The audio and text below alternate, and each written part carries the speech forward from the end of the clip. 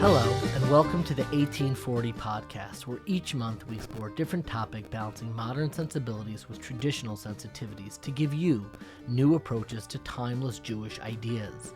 I'm your host, David Beshefkin, and this month, once again, we're exploring intergenerational divergence.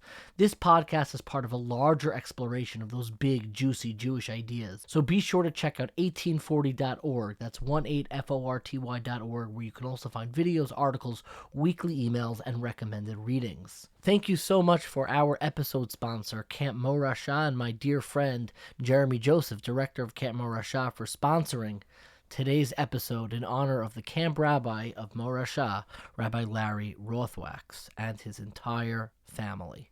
And thank you again to our dear friend Danny Turkel for sponsoring this entire series. There is a very moving letter that I heard quoted many times, but I never kind of read it inside until maybe a year or two ago, that was written on April 12th, 1957, which was the 11th of Nisan of the year 5717, and it was written by the Lubavitcher Rebbe. If you'll allow me, I'd like to read the original Hebrew from the letter of the Rebbe and then translate as well, just because I think the Rebbe's language in the original Hebrew is all that beautiful.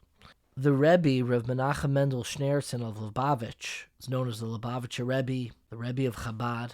I usually just call him Rebbe, writes as follows: El achenu b'nei Yisrael, to my brethren, the Jewish people, ve'askeni hachinuch befrat b'chol atar va'atar Hashem Alehem Yichyu Shalom Uvracha. To all of those involved in educational practices, wherever you may be, greetings and blessings. Chag HaPesach, the holiday of Passover, matchil, begins B'ki yishal bincha, when your child will ask.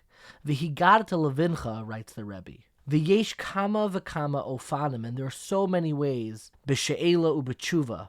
There are so many ways of asking questions and formulating answers. Behitam la'arbe suge banim, to the four types of children. Chacham, Rasha, Tam, v'she'eno yodei lishol.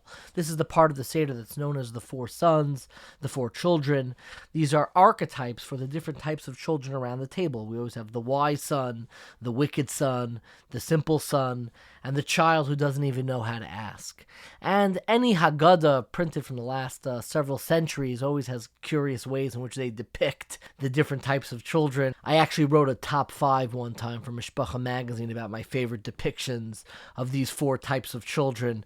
I think my favorite is always the way they depict the wicked son. There's one Haggadah where he's wearing like a green suit and a purple tie.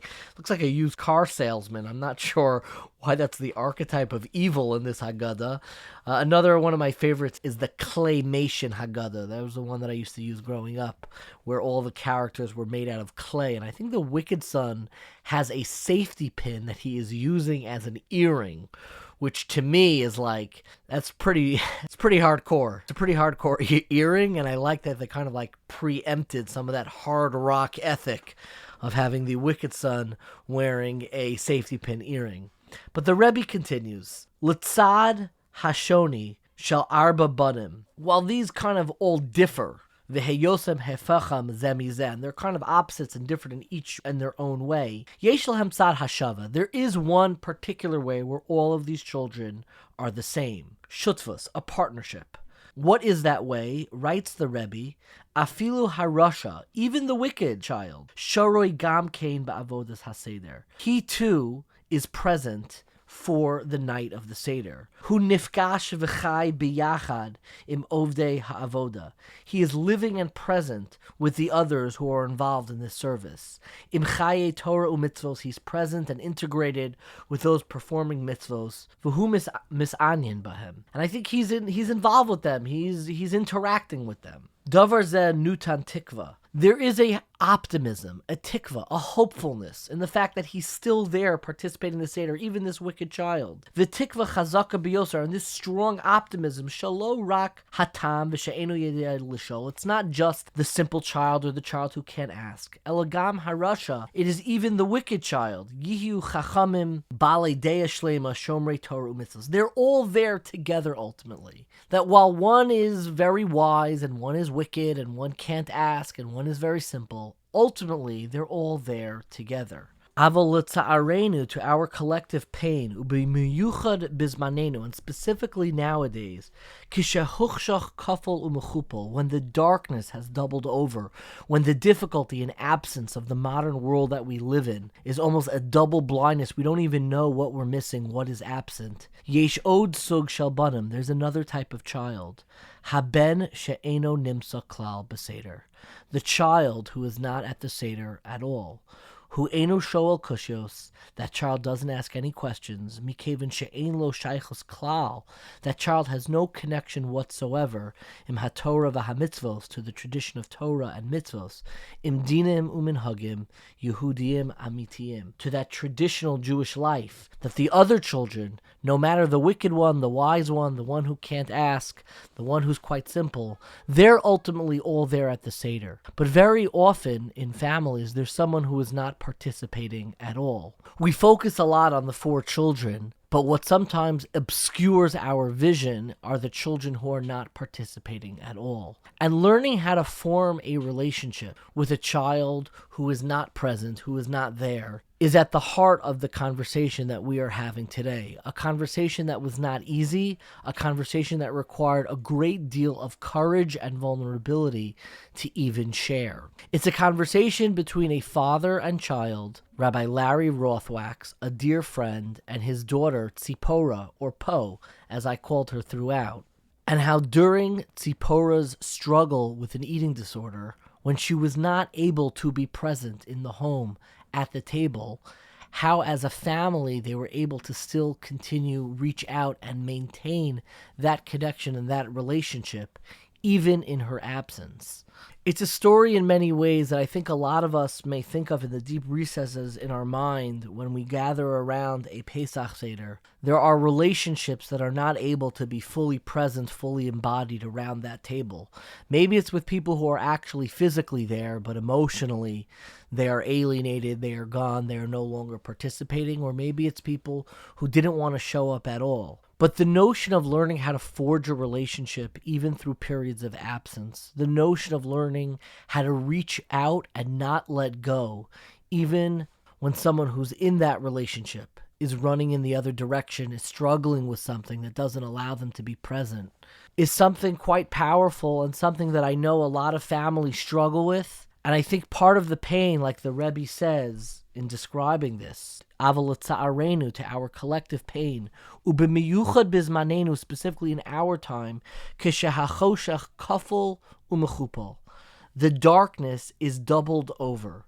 This notion of darkness being doubled over is the idea that sometimes the suffering that we have, it's quite obvious and quite apparent, and you know you're going through it. A darkness that's doubled over is an absence that is so far gone that people don't even know that something is missing. And I think when we look at a lot of other families and we look, through windows, proverbial windows, and we look at other people's lives, which is a natural part of growing up in any community, and particularly the Jewish community, a lot of times I think we struggle from this choshech kafel umechupel, the doubled over darkness, where when we look at other families, we sometimes only pay attention to the absences that we can see, the apparent difficulties that they carry with them quite visibly and quite apparently. But I think every family has a doubled over darkness, a darkness that they're not yet ready to share with the world, a darkness that nobody else knows about, a difficulty, a pain, a struggle, whether it's with a family member, whether it's with their own lives,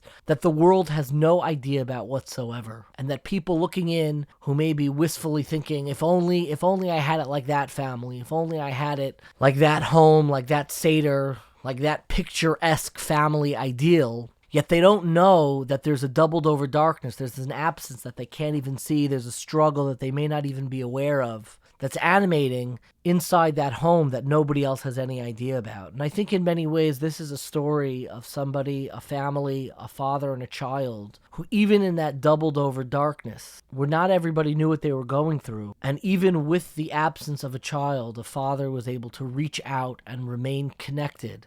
A family was able to remain deeply connected to a daughter which I think in many ways, when you listen to this interview, you see the capacity of a family to include so much, to include so much pain, to include so much struggle, and be able to have a frame that even with the difficulty and with the tough conversations and through the absence, you're still able to frame it and have the capacity for deep love. And I think for all of us, when we look at our Seder, we should think in many ways about maybe who might not be there. Maybe they're a person, an individual, who whether or not they're expected to be at our Seder, maybe they're missing from a different Seder. Maybe it's somebody who's not fully present at our own Seder. But developing the capacity to create a presence of relationship even through absence, to be able to allow and create space for people in our lives to be fully embodied, fully present, fully participating, requires us first to notice and appreciate their absence. And I think this story of a family negotiating with absence, negotiating with alienation, negotiating with tremendous difficulty gave me a great deal of inspiration to notice who is collectively still engaged and a part of our collective religious lives, and who may be missing, who may be outside on the door gently knocking, trying to find a way in, and learning how to develop the capacity to ensure that all of our families, and by families I don't mean our immediate families, I don't mean our cousins, I don't mean the people on your program, I mean the larger family of Knesset Yisroel, to find a place where everybody can have a seat at the table, to be fully present, where we no longer have to lament not just the wise, the wicked, the simple, and those who can't ask, but we no longer need to lament the children, the individual, the experiences that aren't even showing up at all. I think this story of this particular family, this courageous story, this heroic story, gives us a frame to appreciate how to create room in our lives and our collective Seder for everyone to be present. It is my absolute privilege to introduce our conversation with Rabbi Larry Rothwachs and his daughter, Tzipora. I want to introduce our guest today, and I'm so excited to hear their story, to discuss their experiences, and that is my dear friends, Rabbi Larry Rothwachs, who lives right here in my neighborhood in Teaneck, and his daughter, Tzipora Rothwachs, or do you prefer Poe? Either works. I'm a big fan of the nickname Poe. It's like one of my favorites. I have a Poe who's a niece, and we're talking today about your journey. You struggled with an eating disorder, which obviously can disrupt your individual life. It really can take a toll on a family life. And I'm wondering if you could begin with some context about what was your family life before this happened. You do grow up in a rabbinic home, but what was happening before an eating disorder emerged? Okay, I guess I'll begin. Thank you, Rabbi David, for this opportunity. It really is a great personal privilege and an honor. And as I mentioned to you before we got started this morning, it's really hard, I think, for the both of us to believe that this is happening, because this really is a story that I think many people know, but very few people actually know. It's a story that we ourselves are still sort of in the process of discovering and completely coming to terms with on so many levels. Our life before Tzipora developed an eating disorder was, I guess, from a certain perspective, unremarkable. We, as you know, we have somewhat of a complicated life, being a rabbi and living in the fishbowl, as people like to say. There's nothing typical, per se, about a rabbinic household. But my wife and I always try to prioritize our family, and I think we succeeded in achieving balance, both in general and, addressing the particular needs of our individual children. So I think we had, and still maintain, Baruch Hashem, a good relationship with each and every one of our children. I think that what happened about 12 years ago, a story that, we'll share bits and pieces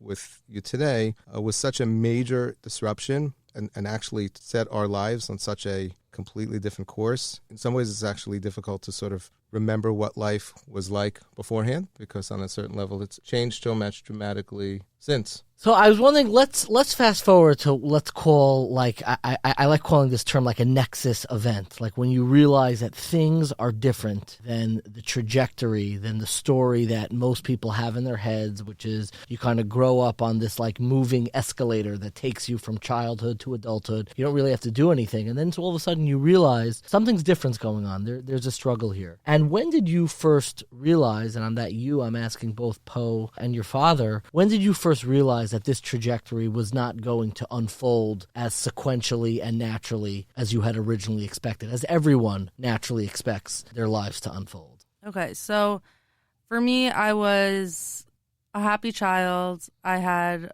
great siblings.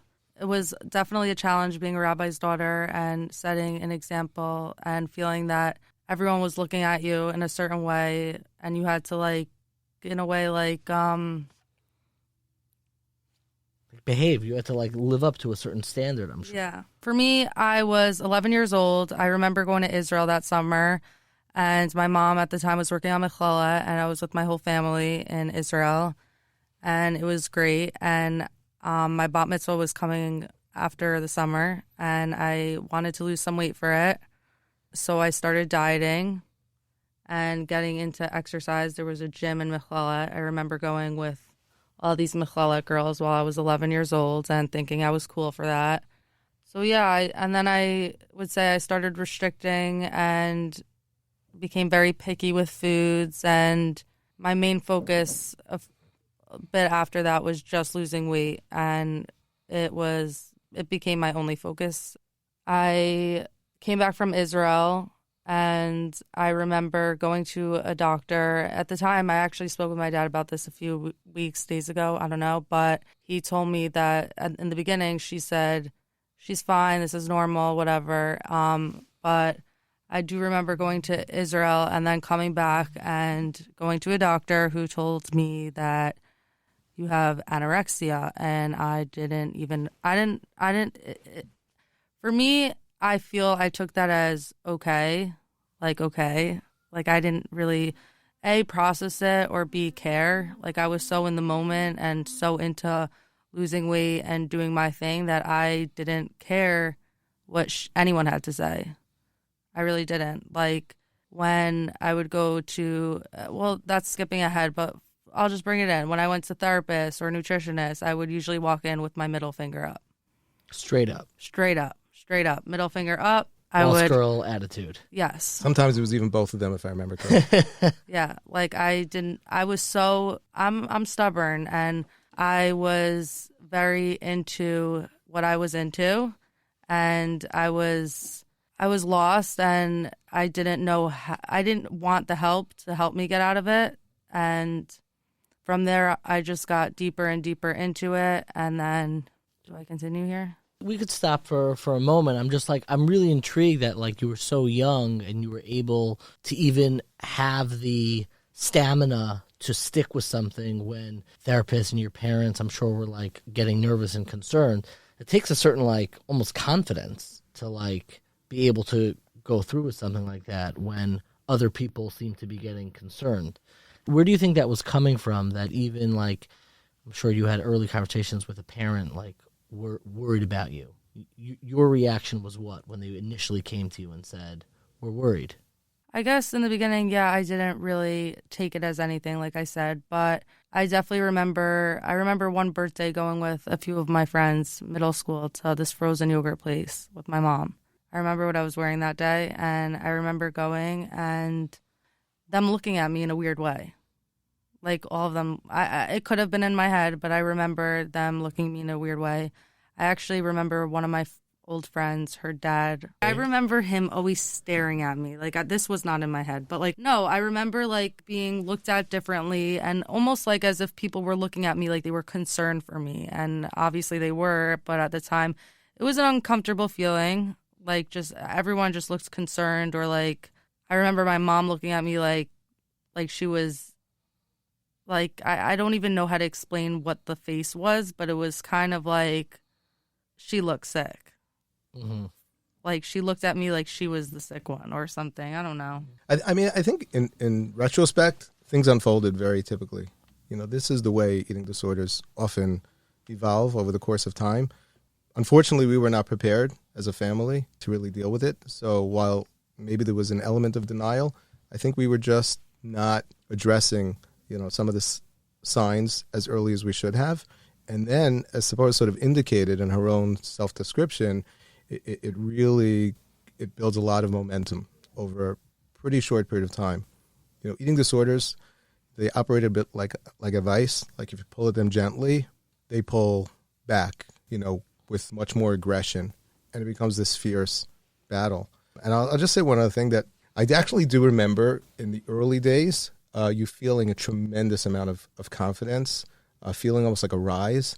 I think in some ways, getting all of that attention, even though it was concern and worry from people who loved you, and I'm sure there was a part of you that felt bad, at the same time, being able to demonstrate such self-control, to be able to restrict day after day after day, and look at everybody around you, not be able to control, what they eat and how much they eat. Just being able to look at them, almost with that look that you're giving me right now, is something which may give a person a sense of control. Ironically, even when you've lost that control, I don't know. And to a certain extent, as a parent, as we're watching this happen, like you feel like, wow, my daughter's like, she's looking really happy. She's looking really confident. She's looking very, very secure. So two things are happening at the same time. She's coming apart at the seams, at the same time, feeling good and emotionally driven. At a certain point, everything collapses. Can we talk about the gentle, use that analogy, like the gentle pull has like an aggressive pull back. So as a parent for you, what was that initial pull? I mean, you see your kid, they're not eating healthy, they're losing weight. So what was the initial, for you, were you immediately like, we need to go to doctors, we need to figure this out? What was the initial pull? And then what was the more aggressive pushback? Right. So I think the reason why parents often in situations like this pull gently is for two reasons. Number one, you love your child. And the last thing any parent wants to do is to inflict any additional pain and suffering upon their child. So if I see that my child is weak and tired and losing weight, I know that there's a part of them that is already suffering. So to go ahead and to add more to that, to make them feel bad about that, ashamed, to make them feel like somehow they're failing themselves or others, it's not intuitive. It really actually runs sort of in some ways sort of counter to what we want to do as parents and as, loving caregivers. We want you to be happy and comfortable. So that's number one. The other reason why I think in general people pull gently is because to pull aggressively at an eating disorder, to challenge it, sometimes requires major sacrifices for some or all members of the family. It requires a level of care that sometimes there are just major disruptions involved in terms of scheduling and traveling. There are major costs involved. And as always, you want to sort of take the path of least resistance. And you can't believe that something like this is really going to take, what's required. Had we known when this all started that this was going to be not a 3 or 4 week journey, but a 3 or 4 or maybe even a 5-year journey, there's no question in my mind that we would have acted much sooner and much more aggressively if we could have. So maybe tell me, when did you realize that this is going to require a more serious intervention? And what were the more serious interventions? Like for listeners, again, this isn't a series on diagnoses or understanding eating disorders in particular. This is a story of a family and how to navigate family issues. But maybe you can give a little bit of background and understanding to just what's that big moment where you realize that this is more than a 3-4 week, this is more than a phase, so to speak. I think what was happening over the course of several weeks and months was we were looking for anything that would be a sign of hope. We would grab onto anything which looked like things were turning around and moving in the right direction. Again, in retrospect, and maybe even at the time we realized, it was actually like 1 step forward, 10 steps back, day after day after day. And you begin to speak to more people, and you do your homework, and people start mentioning things like residential treatment, inpatient treatment, hospitalization. Doctors are taking vital signs and realizing, suddenly my otherwise perfectly healthy 11, 12-year-old daughter has low blood pressure, heart rate is low. And there's a certain point where you sort of can't deny the severity of what you're facing over here. This is not a simple thing. This is potentially life-threatening. And I do think that for us as a family, and particularly for Tzipora and I as two people, it sort of came to a certain point where it was sort of a point beyond return. I don't think that's what made me feel like I have an eating disorder. That's just what made me hate you okay. at the moment. No problem. So tell me, what would you like to say here? I guess I already said that piece, though. Like, that's when everyone was looking at me differently. That's when I thought there might be an issue. Well, you just mentioned something. You said there was a point where something happened that made you hate your father. That's a powerful feeling for a father to see and for a daughter to feel. What made you hate your dad? I never hated him, but It's too lovable. Yeah, no, I never hated him, but in the time I was very angry at him. And no, I was very angry at the situation. He called the ambulance in front of my siblings, and I was just embarrassed in general, also scared. Like, I'm not getting in an ambulance. Like, that's extra. I always thought all these things were just extra. Like, I don't need an ambulance. I'm not dying. Like, I just really didn't think anything was wrong. I don't remember at that point thinking that there was any real issue. But my dad called the ambulance to get me to a hospital, and that was very embarrassing for me, and it was scary. And after that, I moved into my grandparents' house for about a month, and I did not talk to my dad for a month. I remember pulling out of the driveway and looking up the window and seeing him stare down at the car that was driving away. I remember it in slow motion. As like standing alone. No, it wasn't like that. It was sad. It was like I didn't want to go. I didn't want to go, but a big thing for me was I pushed everyone away that was trying to help or trying to be there for me, because at the time I didn't want anyone to be there for me. It's not that I didn't want them to be there for me. I wasn't ready to accept any sort of help. I wasn't ready to. I didn't understand the whole eating disorder, anorexia piece myself, to understand how to overcome it or how to get the help I need, or yeah. And let's talk a little bit about your relationship, because that's really what this is about. When she moves in to her grandparents' house, I assume that's your in-laws? Yes. So you move into your grandparents' house. As a parent, what do you do now? I mean, she's not living under your roof anymore. You want to let your daughter know why this is necessary, but also that you still love her. How does that change your relationship at that point? There were many moments, sort of iconic moments during this multi-year period, that I think I was just feeling an extraordinary amount of pain, sort of feeling like you're staring into the abyss. And I wouldn't say that this moment was necessarily the worst, but it was certainly the first, and I think in that respect it was. I was feeling my daughter sort of slip beneath my fingers. There was nothing that I was able to do until this point to rescue her. And the only thing that we really had until that point was an open line of communication. She may have not been accepting our overtures for help. She may have not been expressing her appreciation, and she certainly was not complying. But at the end of the day, we were still father and daughter. We were still a family. There were moments that we would hug each other, and I think that kept both of us going. At this moment that Tzipora mentioned, and it came after multiple threats, where I did, I think, what was unthinkable for both of us. In retrospect, it was Kleinigkeit. But I called 911. She looked at me, and she said, "We're done." She was 12 years old at the time, and she said, "I'm not talking to you." And she left the house as she just described, and my heart was absolutely shattered. I thought that I'd be hearing from her later that day, but a day turned into 2 days, which turned into a week, which turned into 2 weeks and 3 weeks. She was in constant contact with my wife and other members of the family, but she completely shut me out, and that was a very, very painful thing to experience as a parent, and particularly someone such as myself who, sort of in the business of helping people. I'm in the business of trying, at least, to rescue people when there is no one else. And here, my own flesh and blood completely shut me out. So that was painful. It took time for me to realize that actually that was a moment in which our relationship was probably, at least on a foundational level, becoming stronger than it ever was before. Why is that? Because relationships are forged in moments of great pain. And people were telling this to me at the time. I couldn't really understand it, and I certainly couldn't feel it. But Tzipora felt extremely secure with the decision that I made to call 911. She was so frightened by it. She felt so threatened by it, and she was angry by it. But she was smart enough at the time to realize that there was a tremendous amount of sort of self-sacrifice that was involved in all of this. And I think in ways that she couldn't appreciate and express at the time, she genuinely appreciated that. So when there was a moment of reunion, which was somewhat dramatic, it wasn't that we just picked up where we left off. It was an embrace like never before.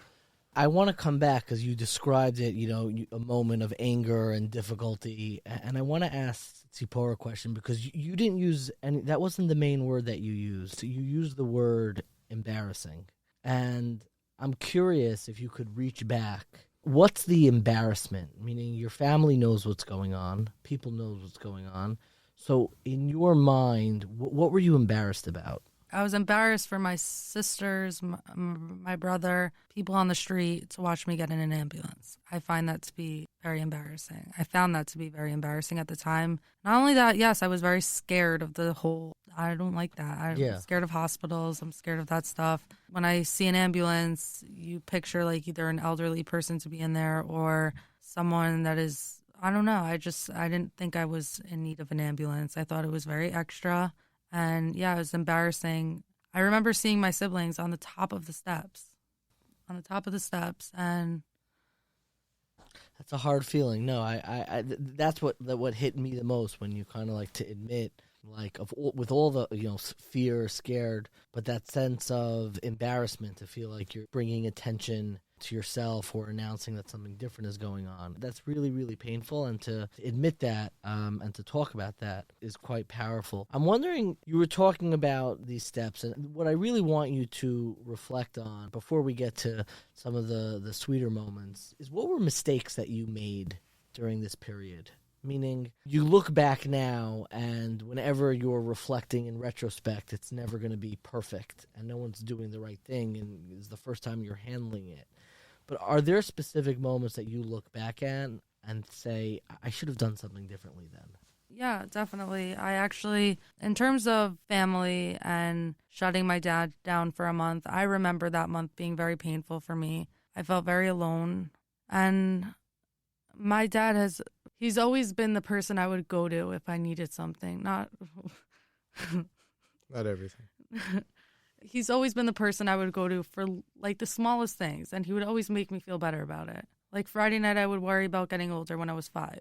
That's so interesting. I had that fear too. Meaning just like imagining yourself as an adult. Yeah. Can I share something like really random? Go for it. There's this movie called Father of the Bride, which is with Steve Martin. It's like a comedy. It's like the sweetest movie. At the end of the movie, the father plays a game of basketball with his daughter. And you see in the movie that the daughter, there's like an image of them when she's like a little kid, and then like she rapidly grows up. And I saw that movie. I wasn't 5, but I was probably like 8. And I started crying like uncontrollably. It hit me emotionally so much because you confront like just the river of time rushing forward and feeling that like your own childhood is not permanent, and that sense of being cared for is not permanent. I remember my parents, it was like, it's like the sweetest comedy, and like literally our family, like getting arrested in the store because they sell 8 hot dogs but only 6 hot dog buns is something my father would absolutely do, and we would always talk about that. Like that whole movie is about my family, and they were making a wedding at the time with my big sister. But I remember that final scene of playing basketball together. I don't know if you ever saw it. Did you ever see Father of the Bride? I definitely have. It's really a classic, but that fear of getting older quickly and losing your childhood. I don't know if you had that, if that's the same feeling you're describing, but it's something that I absolutely dealt with. Yes, that is what I'm talking about. I'll tell you, to go back to what my dad was saying about how that month of us not talking brought him closer. I feel the same way. After I didn't talk to him for a month, I remember my mom coming to my grandmother's house and saying, you need to talk to Abba. He's going to have a heart attack. Like, he's not well. You need to talk to him. And I remember sitting on her lap while she was telling me that. And at that point, I needed to talk to him too. You know, it was just it. I always wanted to talk to him. It's not like I was like ignoring him on purpose or like I wanted to. I didn't want to give in a way. Like I really felt what he did was so wrong at the time. And I was trying to maybe prove a point in a way. I don't know what I was doing, but I do remember not being good that month. And I felt lost. Felt lost throughout this whole process, but I felt very lost without my dad in my life. It's interesting. You were kind of like, and I may be totally off base in even suggesting this, but you were kind of like the same way you restrict yourself from food, and that's like ends up being the relationship and obsession with food itself. You're almost restricting yourself from your dad, from that very relationship. And that itself, that absence, was a relationship in and of itself. Yeah. I want to give you time to kind of weigh in and reflect on this. When you think back, what do you look back at mistakes that you made during this journey? So my wife and I are very forgiving of ourselves in terms of the things that we didn't do when we should have done them. At the end of the day, we were doing the best we could. We were working with the script we had. It's not just hindsight is 20/20. We've become much more informed and experienced when it comes to eating disorders in general. So, yeah, it's clear to me right now that there were things that we should have done earlier, more aggressively. And as Tzipora related to earlier, as strange as this sounds, we actually should have ignored the advice, which was well-intentioned, from a pediatrician who basically told us when all the warning signs were there, this will go away, just ignore it. So I don't hold myself accountable for that. And actually, I do feel that things needed to play out the way they did in order for us to ultimately find their way to the clearing. But there are several things that I actually do think that I would do differently, and I do look back on with a certain degree of regret. First is, there were times that I said things that I didn't mean. When you're standing on the brink and when you are staring at the Malach Mavis in your face every day, and it's just sort of this battle for life, it brings out in some ways the best and in some ways the worst of you. There were things that I said to my daughter, about my daughter, that I didn't mean, but you sort of can't help it. And there were moments that, there was so much. What did you say about me? Well, you were always there. I didn't say anything about you when you weren't there. I'm curious, but too. Good question, Poe. Thanks for jumping in there, because I was right. like, what exactly did he say? You just can't believe what's happening, because, it's part of the challenge whenever you're dealing with trying to help and provide care and comfort to someone with a behavioral illness. It's very different than dealing with any other physiological illness where, there are symptoms which are so clearly beyond their control. You would never say to somebody with a broken leg, stop being such a baby, just walk normally. You would never say to somebody, with cancer, what's your problem? Just get over it. But when you are looking at somebody who looks otherwise normal and healthy, who refuses to eat and is slowly but surely dying, you can't help but look at that person and say, what are you doing? And unfortunately, like I said, sometimes, the words that are used and the way that it's expressed is much less refined, much more colorful. We're human beings, and it is what it is. I will say that on the flip side, I think that I came to develop within myself a much greater degree of self-control in general, and particularly when it comes to understanding and appreciating sometimes the best thing to say is nothing. I had to fail at that again and again and again and again.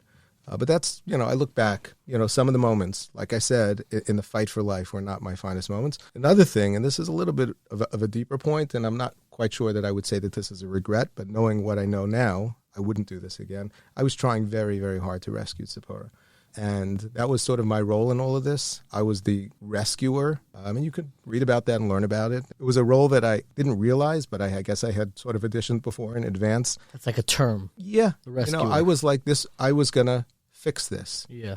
This was my place. And it was incredibly, incredibly frustrating to not be able to do that. I didn't realize initially how I'd become so consumed with saving her that I had slowly become somewhat neglectful, or maybe to a large extent neglectful of other people in my life. At no point did it reach a crisis level, but it was very clear that I needed to sort of readjust. And at a certain point, remind myself that I have a wife and children, I have a community, and of myself, all of whom need care and attention. And I wasn't succeeding. This was a journey that we were all on together. But, there were things that Tzipora needed to do. There were things that needed to happen that I couldn't do. I couldn't facilitate. And I could no longer, impose my will, my expectations on her in that way. And so I would say that knowing what I know now, I wouldn't try quite as hard. Interesting. That's really, really interesting. Can I add one thing? Of course. If I could go back, a big regret that I have is not only how I treated my parents, but other people around me. My therapist, my doctors, everyone trying to help. I remember walking into my first psychiatrist. Her name was Eileen Miller. And 2 fingers up. And I really, really, really was mean to her. I said mean things to her. And I stopped seeing her at one point and went to another doctor. I got the chance to work with her later on and got the chance to not only be her patient, but to be her friend and to take her advice and to give her a hug. And Did you apologize? Like, it's such an interesting thing. Like, you had one period where you're seeing a certain psychiatrist doesn't go well, and then there's a second period where you come back to them. Did you say it's a weird thing I never imagined. I was in therapy at a fairly young age, and I could be obnoxious. I mean, did you apologize to her? How did you break the ice that second time? Eileen Miller actually died last summer. And I remember my dad calling me Saturday night and telling me that she died. And it was a shock. She wasn't sick or anything. At first, I don't think I processed it. But I remember for a week just really feeling down. Couldn't get it out of my head, and I still think about Eileen a lot.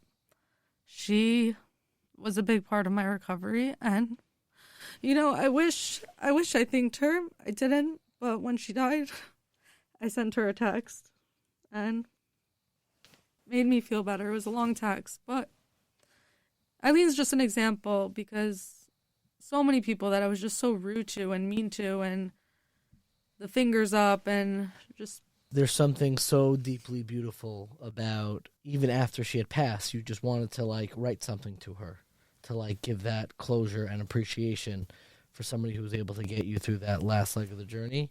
I know for myself, I get most emotional when I think about the people who really supported me and carried me through dark times in my own life. It's hard to talk about, it's hard to reflect on, because it calls up a part of ourselves that it's who we are, and when you talk about it, you feel like you are touching on the most intimate parts of who you are as a person, because they really piece us back together. And I've shared this before. It took a long time for me to get married. I was dating for a very, very long time, and I had a therapist who finally got me over the finish line. And when I finally had a child, the first person I texted after my immediate family was my therapist. I wanted to let her know that, have a moment where I could reflect back and say, you were a part of this journey in the most real way. It's more than, just like a doctor, a service person, but this journey, this accomplishment, this moment, you're here with me, and you really made this happen. I'm wondering if we could think that notion of going back and thanking the people who stuck with you, even when you were, 2 fingers up, as you say.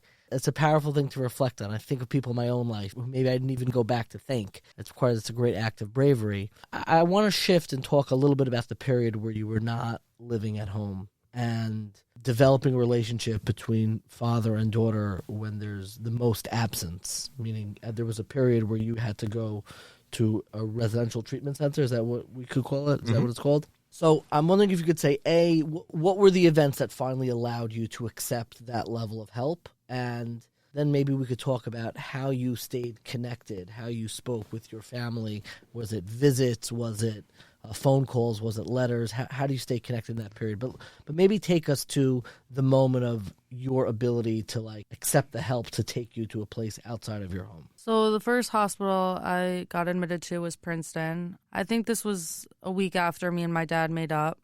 I remember I was sitting in a room for 3 hours writing things down. My mom was writing paper, doctor, you have to fill out forms for your child. Yeah. Originally they told me, we're just going to go for a quick visit just to see some doctors. They both know they were leaving me there. But, I guess they said that just so I would comply and go. Then they said I was going to get admitted. And, again, I'm just like, what does that even mean? Kind of same thought that when I first heard anorexia from that doctor. But this time it really was freaking me out. What do you mean? I'm 12 years old. You're going to leave me here type? And, yeah, they left me. I remember freaking out and being in a hospital room with a hospital bed and hospital sheets, being guarded by, her name was MJ and Bethany. Other people were there, and my mom and dad, hugging each other as the door's closing. And I really remember it like it was yesterday, the door closing, and it felt really scary and, alone. I was 12. Like I said before, I got picked up from my sleepovers. I was alone in a hospital room. I didn't have a phone. I didn't have anything. I had an iPod, but they took that away as soon as they knew I was texting my dad or something. It was scary.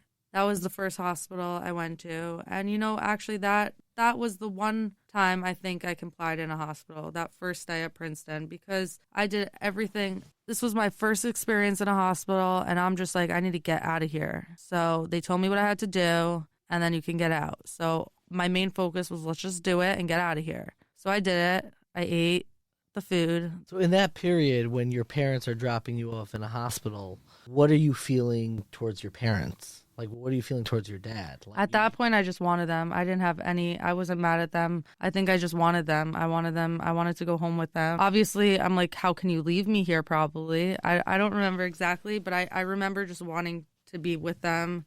I wanted to be next to them. I wanted to be sleeping in their house with them. But I remember being really scared, and I didn't want to be in Princeton. So I complied in that hospital. I got out of there. And I think that was the only time I ever complied in a hospital. After that, I was home in and out of Princeton for a while. Went to Cornell, broke my dad's glasses on the way in half. Why'd you break your dad's glasses? Frustration? His glasses are much nicer now anyways. You see, the first admission you can get away with, we're just going to speak to a couple of doctors. Yeah, You can only get away with that once. correct. So in the years that followed, whether it was Cornell, Denver, Portland, different cities that we were visiting along our journey, each admission was complicated. And, literally, the trip, the journey there was complicated.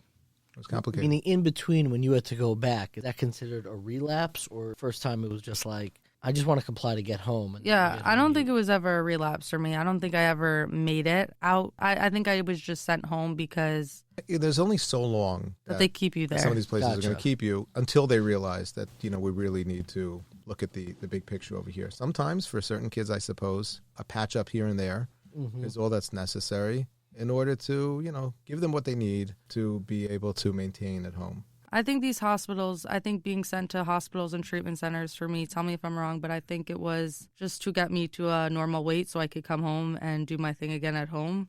Again, that wasn't our goal, but it could be that that's the way you were looking at, those periods of time. I got to do what I do so I can go back home and do what I like doing. That certainly wasn't our goal, but, So I'm wondering if you're comfortable. I want to talk about the relationship during periods of absence, which, I remember, this is nothing compared to what you're going through, but like it's calling back a lot of my own memories as a child. And when I was a kid, not often, but often I would get very angry, particularly at my mother for certain things. And the way that we would make up is I would always like slam the door, lock the door. My mom would go into her room, and then I would always like write her a note. I would write letters and slip them underneath her door. I would always be like somewhat surprised when my mom would like slip it back under. I'm sure my mom knew that like this relationship was going to heal and going to practice, but the exchanging of notes is what allowed me to process a lot of my own pain, because talking it out, I don't know, there was something so immediate and so in your face when you talk it out with somebody that like it's hard to like separate the emotions that you had and like speak them out. Sometimes like writing a note is just like easier to say, I'm sorry. So I know you were exchanging notes during that time, or exchanging. Mainly my dad and my mom sending me notes, like emails that they would print out for me and give. There were times where I couldn't speak to my parents, like even on the phone. You were not allowed because of the hospital. They would not allow me to speak to them. You had to get to like a certain level or something. But I do remember they made exceptions for me, because usually people get to the level to be able to speak to their parents. But as stubborn as I am, I wasn't making it to that level. So I think they made an exception to print out some emails. And these letters weren't just like a paragraph. They were pages of comfort. And I don't know, I slept with them. I still have them. You slept with them in your bed. Well, Like not that? slept with, like I read them before I went to sleep. A part of me felt like he was there. My dad was there. My mom was there. And my dad's a great writer, but there was something about the things he was saying to me. And So what did you feel when you read those letters that your parents sent to you? And what did you wish you could say to them that you are only now able to say or explain that you maybe didn't have the ability to say to them back then? it's hard to explain how someone with a severe eating disorder is thinking. Their brain is hijacked. It's the only way I could think about it. So to be honest, because my brain was so depleted from the eating disorder, I really don't have day-to-day memories of how my relationship was with my parents. I was focused on my own misery, and in some ways, like, I was determined to keep my eating disorder alive. And once I was in a physically better place, I really never had a moment that I didn't feel I needed my parents. And my relationship with my dad had its moments, but was always there. We were always connected in the same way, and it was, yeah. When we made up after That month that, that month that we didn't speak, he took me to a park, Memorial Park in Fairlawn, and he played a song, Here Without You by Three Doors Down. And ever since, it's been our song. And every time he finished a letter, he would always go, Here Without You, always and forever, Abba. Yeah, still our it thing. sort of became our song, certainly during those years of separation. It's still our song. That is deeply moving. I feel some measure of obligation to mention that I have seen Three Doors Down, I think at the Roseland Ballroom, probably in 2000. They became famous because of their song Superman. We're thinking about the same band? We're thinking about the same band. I'm actually not holding in Three Doors Down enough to really even say that I know what song you're talking about. But the song Here Without You Now really, it touched me very deeply at the time. I sort of related it, maybe sort of superimposed it onto our situation, our relationship, and it did sort of become like sort of this tagline. Oh, let's listen to that right now. I'm here without you, baby, but you're still on my lonely mind. I think about you, baby, and I dream about you all the time. I'm here without you, baby, but you're still with me in my dreams. And tonight, it's only you and me.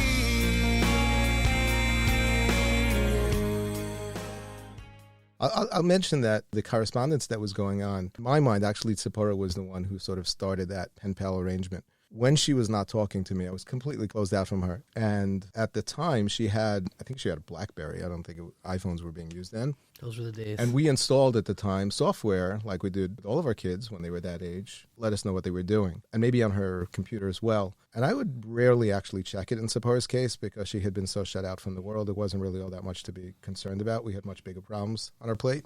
But, when she had gone radio silence for a couple of weeks, I was desperate. I was like pulling at straws to find anything. And what I discovered was that she was actually writing a little bit of a journal, a diary to herself. She called it My Miserable Life. You had a title on your diary. It was called My Miserable Life. And she would add a little, a few lines every day and began to sort of reflect. And what happened was absolutely fascinating because while she was not talking to me, she was talking to herself. I was able to get an insight into sort of what was really, really beneath the surface. And it was almost like I heard her voice.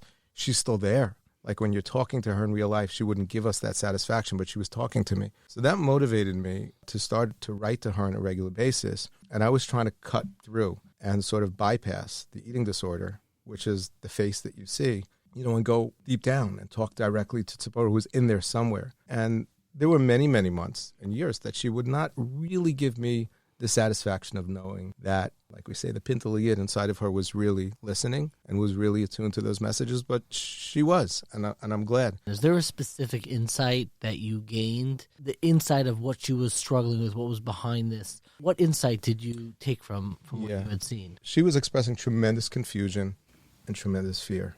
And I touched upon this earlier. I didn't want to interrupt. What's really, I think, so difficult and challenging with having to see a child through this illness is that the treatment involves a level of care that, again, just seems to sort of go contrary to everything that we know about life in general and parents' roles in the lives of their children. Can you imagine, in any other situation, dropping your child off at a hospital and them saying, okay, you have to leave now, and we'll let you know if and when you can talk to your daughter again? She's 12 years old. She's a child. So that was, extremely, extremely painful. One of the reasons it was so painful is because as this is going on, she's sort of reflecting to herself when we're listening to this, that I am in pain, I am confused, I don't know why this is happening, and I don't know how to stop it.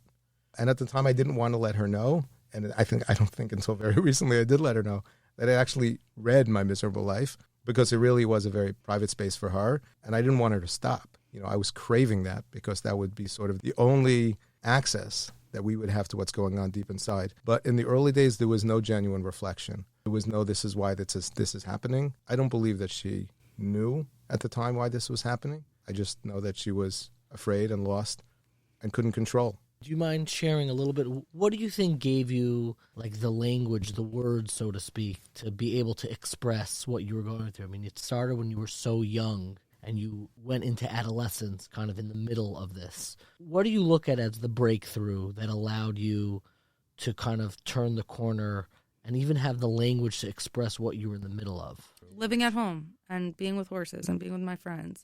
And making friends in the stable. What we basically did, just stop fighting.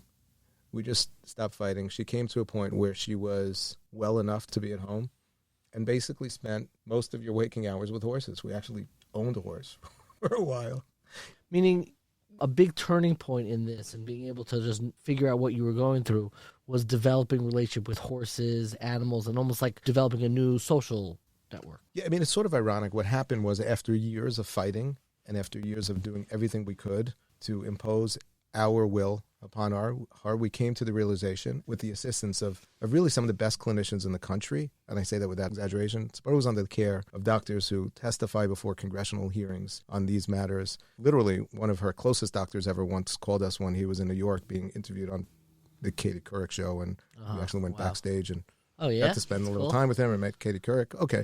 But the point is, like, she really had the full attention of the best doctors in this country. And they said, listen, it's going to be on her terms when she's ready. And so therefore we made what was, in retrospect, probably the only choice we could make at the time. And that is, we're not going to fight this anymore. She had come to a point where she was well enough to be at home. There were still many concerns we had regarding what she was doing, what she wasn't doing. But she was able to spend a lot of time with that, which is what at the time was a great love in her life. And that was horseback riding, and her horse in particular. How does one learn that they love horses?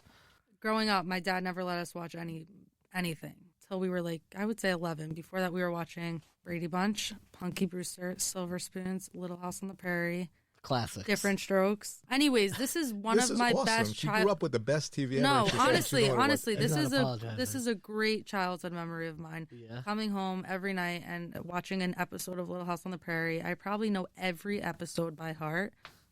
Don't put this in here. I once dressed up as Laura for Purim. I love that. Stop saying don't put this in here. Yeah. No, that's weird. But You know how many It's totally people- not. But anyways, I Laura. can tell from your face that it's not bothering you so No, much. I it can really tell. is. It really is. Okay. But Laura had I was just very into like outdoors and sports and nature. I was like a little tomboy growing up. Like I Sure. liked Capture the Flag on Shabbos. Like Okay. I always loved animals and horses. And then I even rode before my eating disorder in Overpeck Park. And then I started riding horses again during the time. I don't know what got me into it. I like And you can gallop on a horse, not anymore. but you could. There was a period where you There was a period. Not gallop. You don't gallop in a stable. Canter. canter. That's the. You gallop in the woods. Oh, gotcha. Yeah. Like We actually owned a horse. We had a horse for a period of time. His name was Tucker. Tucker? Tucker. Believe it or not. You know, when we tell people that, which is pretty rarely, they get confused. Like, where'd he sleep? Obviously not here, but there's a stable not all that far from here. And it was a rather costly enterprise, but it's things that you do when you're trying to keep your daughter alive. I remember actually once when I was in Israel, I wanted to buy her a gift. What do you get I the still daughter who have has it. everything? Like a horse. So I thought I would get like a little like name plate for his stall. So you know how in Israel they sell those. the wooden oil, like Yeah. So olive oil- this like wasn't the olive wood. Yeah, this was like I wanted to get like because it's Western theme. I wanted to get like a leather Sure. nameplate. I went into this guy in Meir Sharm who produces these things. I still remember this guy was like leaning over his machine, smoking like a chimney, and he goes, "Mashem." So I said, "Tucker." So he says, "What's that Tucker?" He was trying to like spell it out. He goes, "Imtet, imtaf." So I said, "Ani lo yodea." He says, "Mazat lo yodea." So I said, "Zelasus." He goes, "Lasus zet tet." And he this is for a horse. You told the guy, oh, that's Right. fabulous. That's Vav Kufresh. And, there it goes. There was this like nameplate, Tucker, over Tucker's stall. He was, I guess, an extended member of the family for about a year or so. And I would say thankfully, because it was a lot to manage on many levels, at a certain point, Zipporah decided she was going to take a break from horseback riding. I stopped riding horses, I would say, when I reached a point where I overcame everything enough to want to like focus on my life in other areas. Horseback riding was everything. Like I'd wake up in the morning, I'd go to the stable. I'd come back at night, wake up like it was a whole day experience too. Like usually people go for a lesson and then leave. People at the stable, honestly, were like my second family. Wow. We could spend another hour on just Tucker, but I want to come back to our story and maybe like reflect more generally. I mean, every parent, every child, it's so interesting that you grew up watching Brady Bunch, Silver Spoons, Little House on the Prairie. You grew up watching these like really idealistic, picture perfect families. That was the picture that you had. And meanwhile, like your own story of what you went through is not a Brady Bunch story, is not a Silver Spoon, Little House on the Prairie story. So I'm wondering if you could reflect more generally about what this journey has taught you about being a daughter, about family, about your relationship with your father. This whole experience brought me much closer to my family, and it woke me up in certain areas. It made me realize that family will always be there for you. In terms of my mom, she left her job at one point. I was her full-time job at one point. At first in Princeton, she would drive me, wake up early when I was outpatient. It would be only for the day. She would drive me in the morning and pick me up at night. When I was in Denver, she moved to Denver. When I was in Portland, she lived in the Ronald McDonald. It's like this hotel for free. Anyways, she dropped everything for me. And, you know, when I was going through it, it was hard for me to see anyone's help and appreciate anything. But looking back, what my mom sacrificed for me and what my mom did for me leaves me like super grateful. And I'm very lucky. I'm lucky to have my mom and my dad. You know, I got very close with my mom over the past 3-4 years. I feel that my relationship with my mother got much better. Not that it was ever not good. When I had a lot of issues, I think it was very hard for my mom to see me being sick and having an eating disorder. And I saw that it was hard for her. And I guess that left me a little feeling of like guilt and like I felt bad, but it wasn't something I could control. But my mom was there for me in ways that I definitely didn't see at the time. And I've been fine now for 7 years, but I would say over the past 4 years or whatever, I feel a very strong connection with my mom.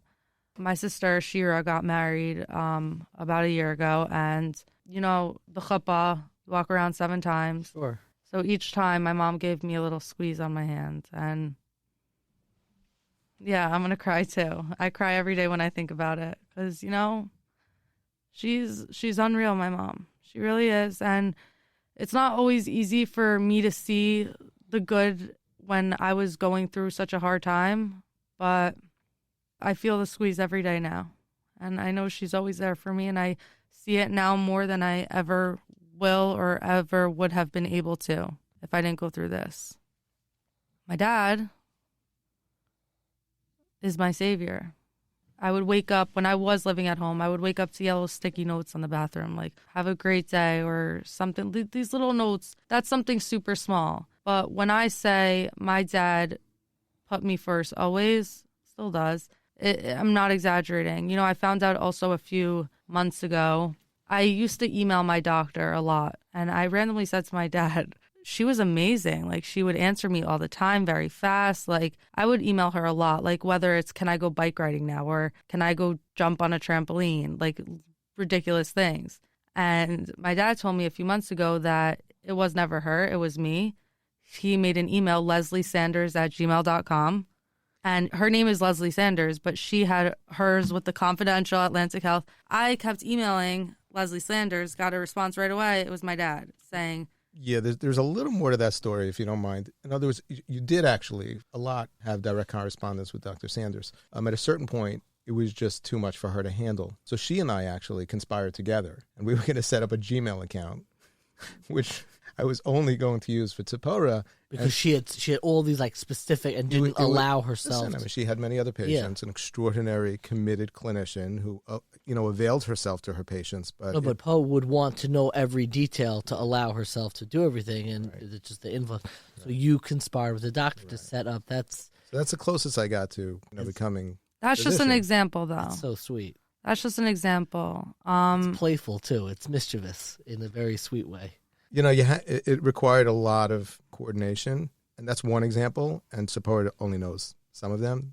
There were many. Well, every year a new one comes out. There were sort of deceptive measures that were needed along the way in order to protect her from herself. And while I give myself credit, because I think some of them were quite creative, it did require a tremendous amount of attention and focus to sort of keep the facade going. Because she is extremely bright, quite manipulative when she's driven and focused on something. And it really needed to be airtight. It was a plan that was constantly being revised and required a lot of creativity. Is there any other ones that you want to share? I feel like he did did you ever read the book Miss Nelson, where the teacher comes in as Viola Swamp? I feel like at some point he came in and he had I don't know, like a shaitel or a disguise, pretending he was the doctor, like a white lab coat. No. If I could have, I would have, without a doubt. You know, there was a lot of that because, again, there's only so much that we were able to rely on others. And, b'makom she'ein ish, that's what you do. For you as a parent, how did this change your relationship, not just to Poe, but your relationship to being a parent in general? I think that, this entire experience obviously opened our eyes and our hearts to a world that we really hardly knew existed. After I started to really face the challenges associated with managing an eating disorder close up, I actually reached out to some of my congregants who had come to me over the years to discuss matters of eating disorders and beg them for forgiveness for failure to having really understood what they were asking and why they were asking it. As much as I'd like to think that I was somewhat experienced and trained and understood different areas within the realm of mental health in general and eating disorders in particular, I had to really live through it to understand and to appreciate how little I knew. So I think that experience in of itself was really good because it sort of redefined the contours of my life in general, my career. Several years ago, I returned during the summer to school to earn a degree in social work. Actually, was licensed this past week. Not quite sure what I'm doing with that. But in other words, I think in Tzipora Zechus, I'd like to think, that I've been able to be more focused on an area that really requires constant, awareness, particularly within our community. I would say more importantly than that, this entire experience led to tremendous self-discovery. I was able to explore worlds inside of myself that I never knew existed. Needless to say, it hasn't been said yet, but I say it with tremendous pride. My wife and I benefited tremendously from the assistance of a therapist who worked with us on and off, but throughout this entire ordeal. That was my first exposure to therapy, and if I had all the time and money in the world, honestly, I would continue to work with her or with another therapist at every stage in life because I found it to be incredibly worthwhile. You really have to experience, sometimes some really, really, really challenging moments to understand and appreciate who you are. And finally, I guess what life is all about. When things are relatively simple, when things are, the sort of the everyday challenges within life, so we can afford to look at life, in a very sort of binary way. This is good, this is bad, it's cloudy, it's sunny. This is a nice person, this is a not nice person, without nuance, without appreciating the complexity of life. And I would say that throughout this ordeal, we have come to understand and to appreciate that nothing in life is simple, quite everything is complex. And it took a challenge like this for us to really, truly understand that and appreciate it. My relationship with Tzipora is unique. I love each and every one of my children, and I would never say, and I don't believe for a moment, that I have a better relationship. I'm 100% his favorite. It does say on my phone, Polly, my favorite daughter, but that's only because I allowed my kids to enter their names however they choose. I wouldn't call Tzipora my favorite daughter. Our relationship is unique. We experience things together that I have never, and I hope never, to have to experience with any one of my other children. And as a result, our perspective on ourselves, on each other, on life in general, has been shaped and defined by some very, very unique experiences, the good, the bad, and the ugly. If you could go back and give your younger self advice of what you were going through, what would you reach out and tell that younger father, that younger Larry Rothwax, who is about to confront this, who's in the middle of this? What advice, what chizuk, what encouragement would you tell yourself? Yeah. I guess I would say two things. The first one is some very, very sagely advice that I have heard many, many times from one of my rebbeim, Rabbi Willig Shlita, who whenever discussing with him matters having to do with chinuch in general, and I certainly think applies in this particular, he always says, patience, patience, patience. I think that as parents, we sometimes become very fixated on wanting to see our children be what we imagine for them, what we expect of them at certain stages and phases in life. Sometimes our expectations are completely inappropriate and off base, but even if our expectations are in fact appropriate, that's just not the way life works. And so to understand and to appreciate that you are about to embark on a journey in which you are going to feel as if all is lost, as if you will never see the light of day again, and to just be able to speak to myself in the most reassuring way and hear the words and internalize the words, patience, patience, patience. There's one other thing I would say, and I'm actually going to read a note. I'm not going to name this individual because I don't know that she wants to be named, but in a letter that I wrote to Tzipora 10, 11 years ago. So I wrote the following. I said, a few months ago, when you first went to Princeton, I was afraid, and I said to a close friend that I can't handle this test. And this is what she wrote to me in an email. Very simple. She wrote, I am a firm believer that HaKadosh Baruch Hu gives people challenges that he knows they can deal with, even if in the moment they seem insurmountable. The real the real intent is that HaKadosh Baruch Hu needs you to do something. Needs you to do something with it after you have after you have mastered your situation. The way I see it is that you, Chaviva, your children, and most important, Tzipora, are going to make a difference in the world years from now when this is all behind you. There is no way to see it now. So you have to... So, come on. Where's this coming from? So you have to hang on to the professionals and continue to talk to God. You know, when I look at this now and I read this, and as you could see, it was a little hard for me to read it. This is simple. I could do a much better job. I could actually clean this paragraph up and maybe stick a couple of marmacomas in there and make it scholarly, rabbinic. Sound so much more profound.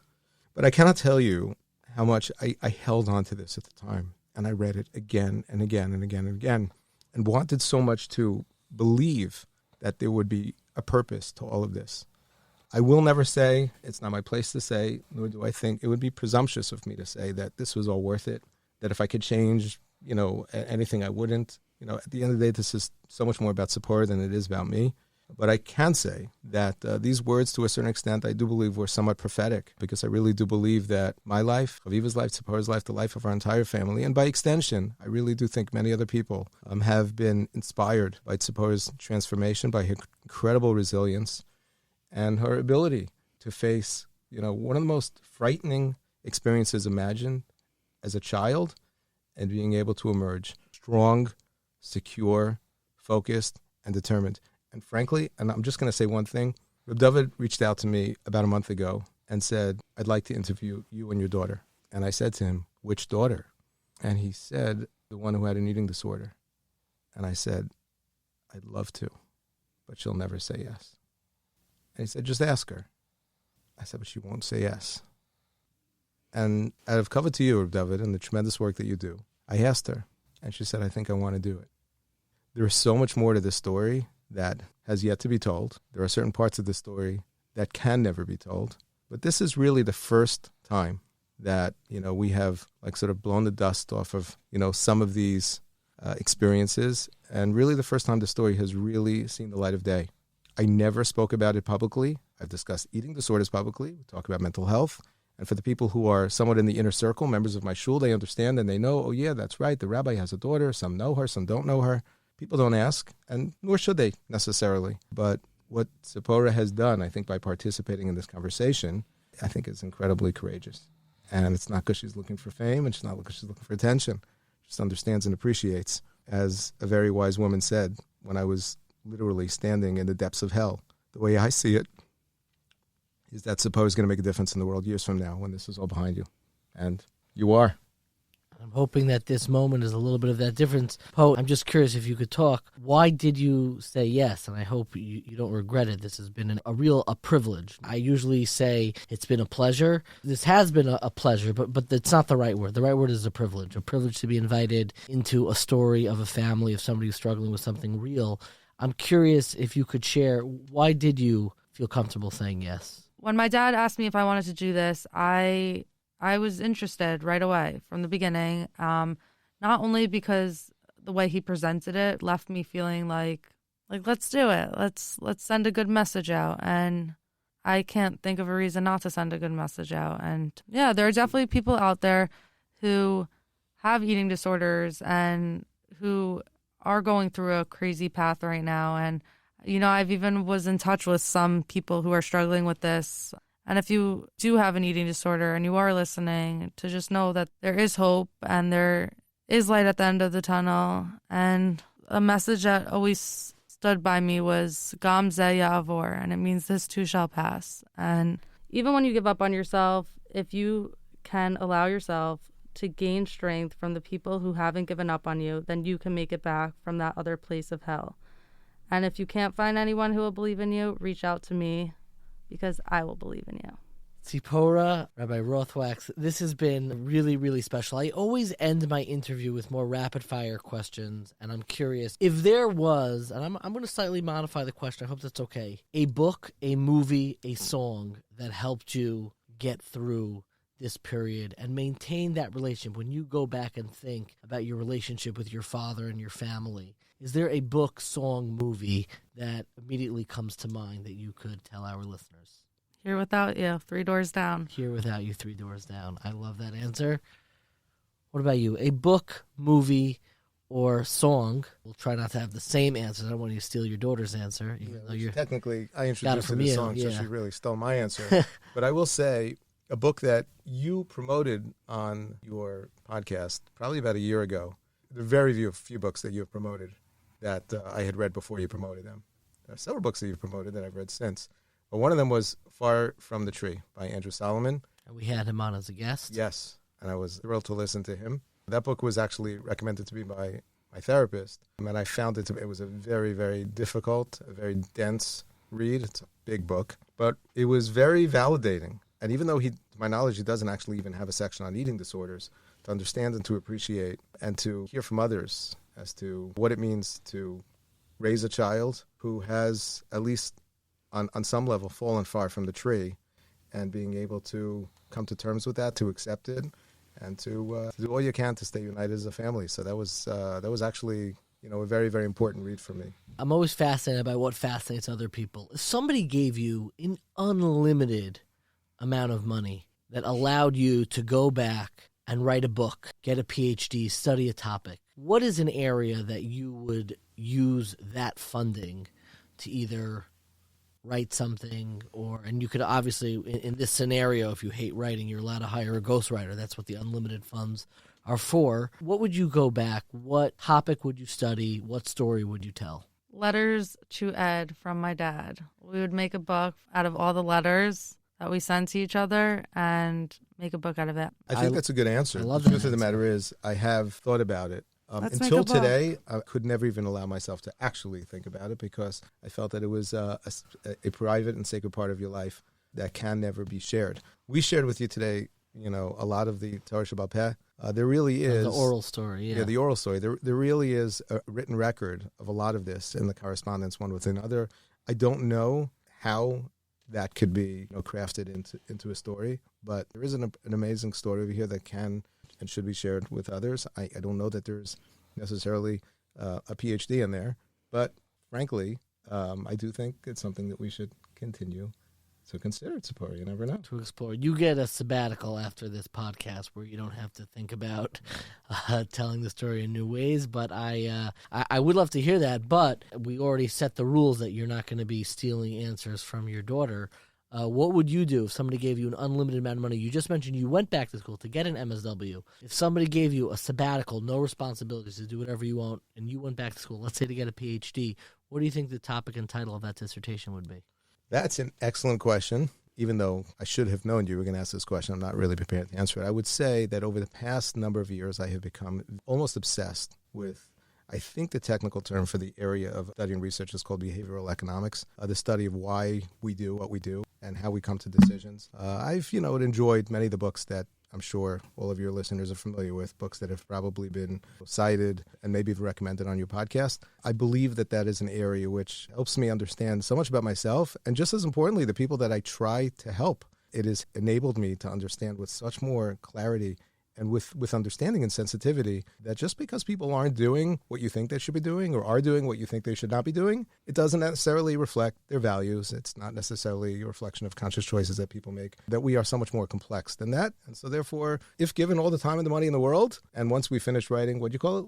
Letters to Ed, maybe I would see if I had a contribution to perhaps make within the world of behavioral economics. My final question, which I'm always fascinated, I was a horrible sleeper as a child. I'm always fascinated by people's sleep schedules. What time do you go to sleep at night, and what time do you wake up in the morning? Funny you should ask Tzipora. I'm going to let Tzipora answer this one because it is rather humorous.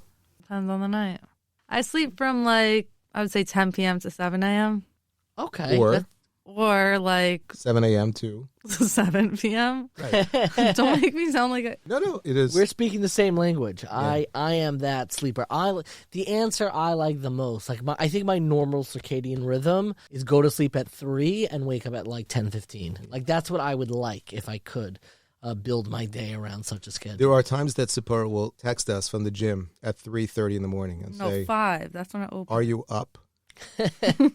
And then there are times at 11:30 a.m. when we're all waiting for her to be someone will be texting, "Are you up?" And there'll be no response. But it's inconsistent, Sipora's case, and it continues to make our lives one big endless adventure.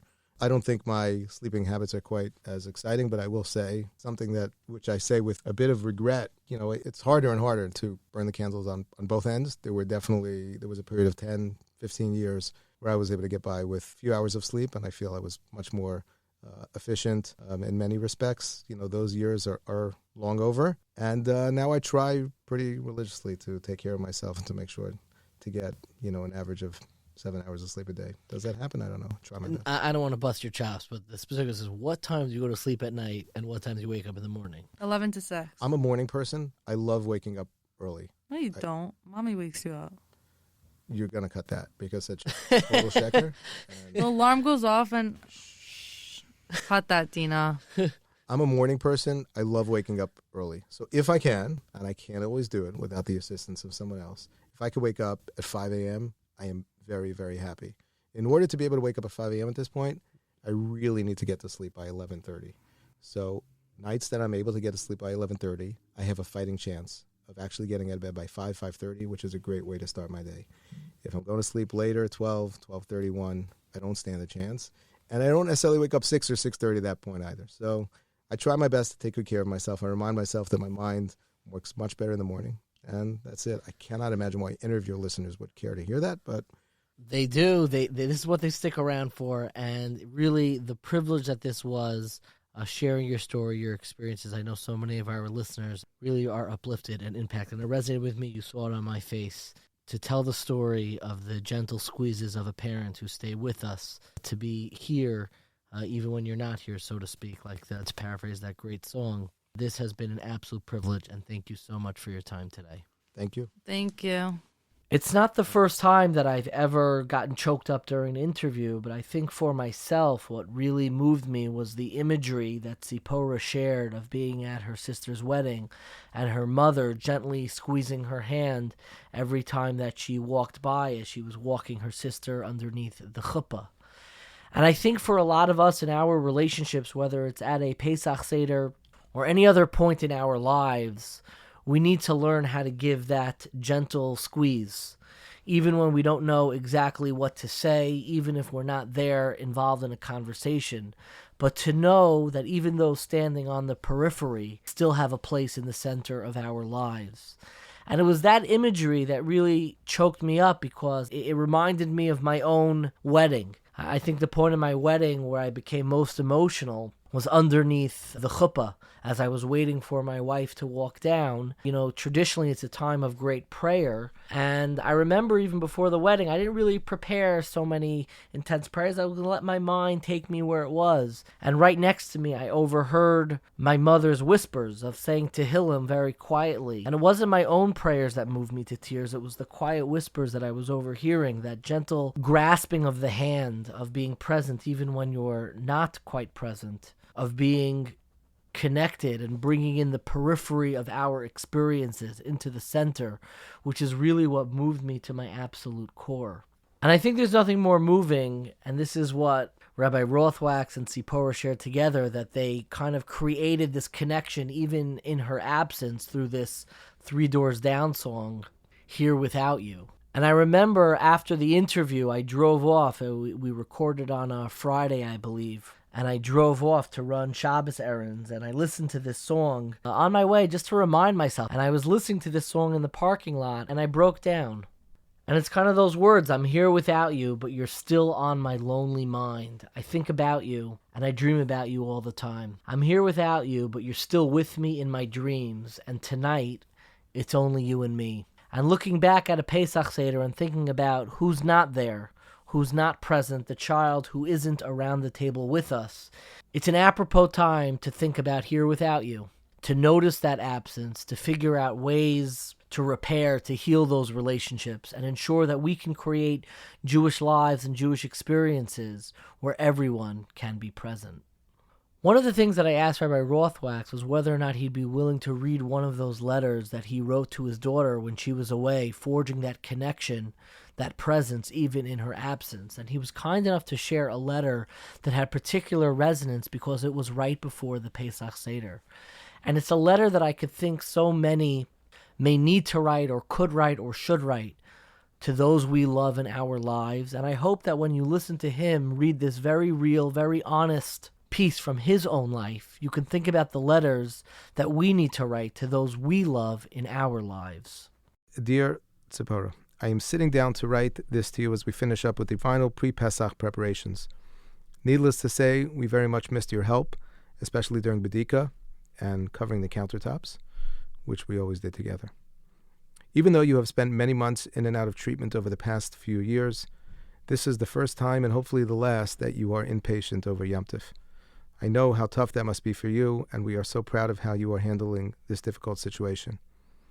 I know that you will not be having a formal Seder tonight, but I thought that I could share a quick Dvar Torah with you, one that I think you will appreciate given where you find yourself at this time.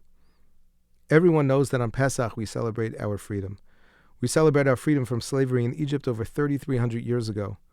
But there is a lot more to Pesach than just that. We are taught, B'chol dor v'dor chayav adam lirasas atzmo ki'ilu hu yatsa miMitzrayim.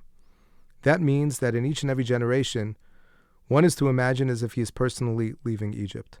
How is that possible? I live in America. I was born into a life of freedom. How then am I supposed to imagine something so completely foreign and strange like I was once a slave in Egypt?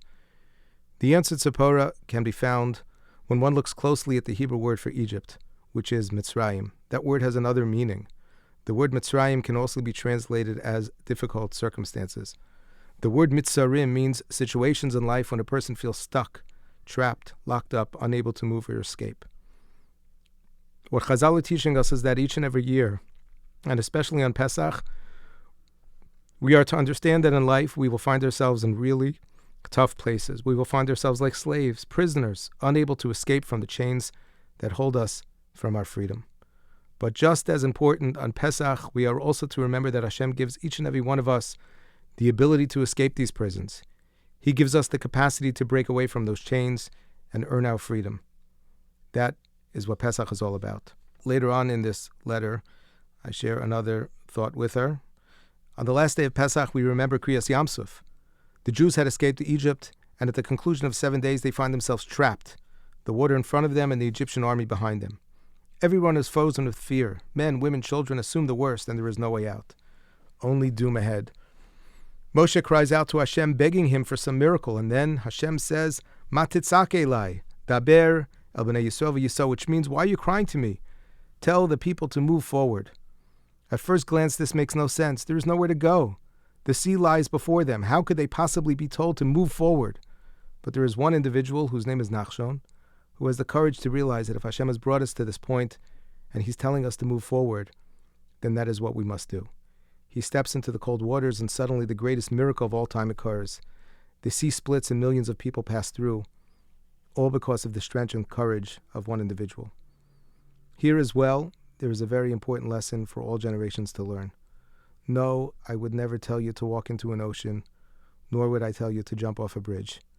However, you must recognize that ultimately you're going to have to take that leap of faith.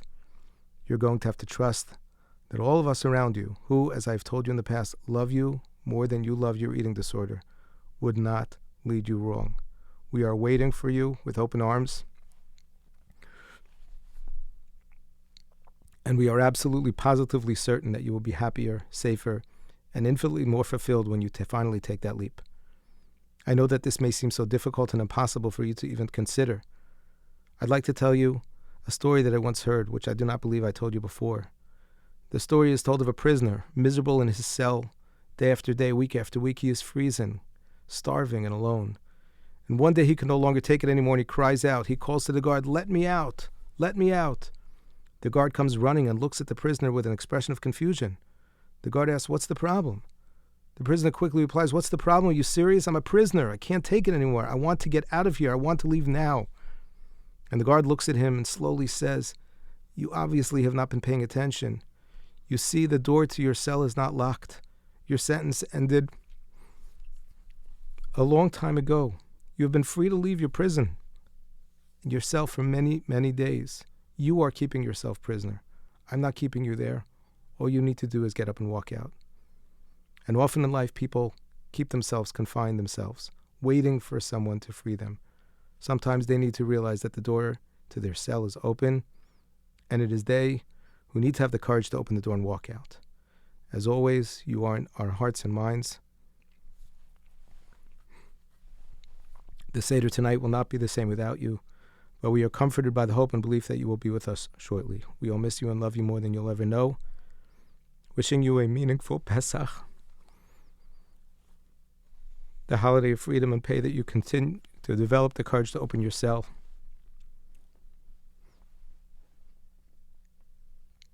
Walk out and come home to us once and for all. Here without you, always and forever. Abba. So thank you so much for listening. This episode, like so many of our episodes, was edited by our friend Dina Emerson. Thank you so much to our series sponsor, Danny Turkel, and thank you to Camp Morasha and its director, Jeremy Joseph, for sponsoring this episode. If you enjoyed this episode or any episode, please subscribe, rate, review, tell your friends about it. You can also donate at 1840.org/donate. That's 18forty.org/donate. It really helps us reach new listeners and continue putting out great content. You can also leave us a voicemail with feedback or questions that we may play in a future episode. That number is 917-720-5629. If you'd like to learn more about this topic or some of the other great ones we've covered in the past, be sure to check out 1840.org. That's the number 18 followed by the word 40, FORTY.org, where you can also find videos, articles, and recommended readings. Thank you so much for listening, and stay curious, my friends. I'm here without you, baby, but you're still on my lonely mind. I think about you, baby, and I dream about you all the time. I'm here without you, baby, but you're still with me in my dreams. And tonight, it's all